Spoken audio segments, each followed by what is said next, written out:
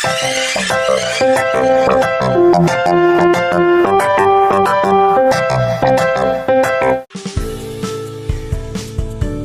up for March?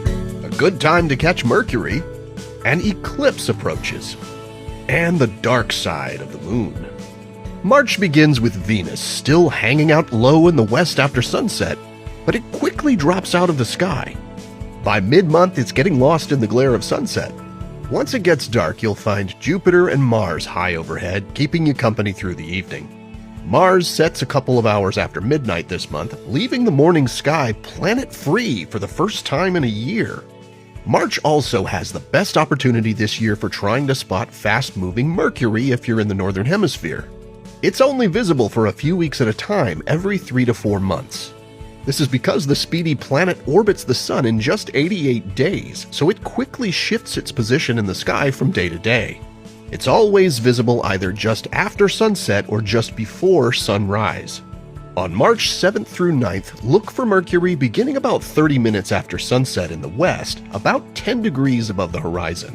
You'll want to ensure your view isn't blocked by trees, buildings, or other obstructions, and observing from a large, open field or the shore of a lake or the seaside can be helpful.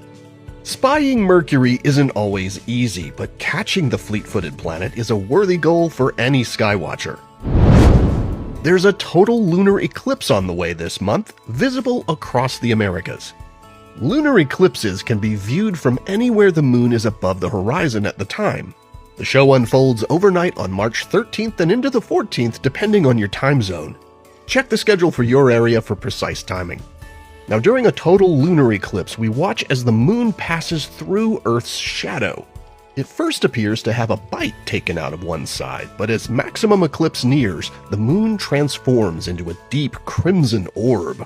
That red color comes from the ring of all the sunsets and sunrises you'd see encircling our planet if you were an astronaut on the lunar surface right then.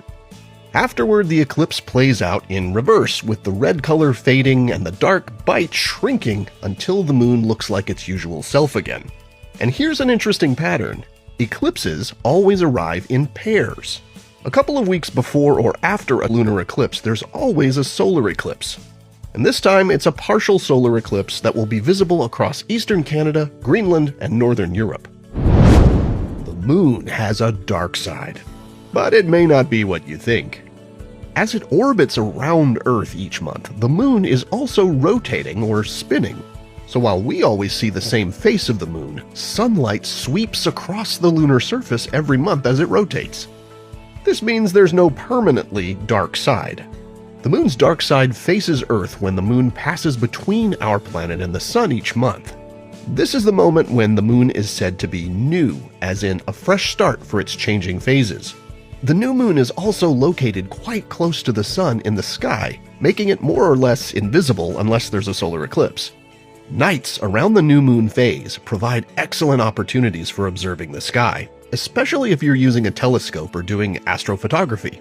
Without moonlight washing out the sky, you can better see faint stars, nebulas, the Milky Way, and distant galaxies. So next time someone mentions the dark side of the moon, you'll know there's more to the story. And you might even discover some deep sky treasures while the moon takes its monthly break.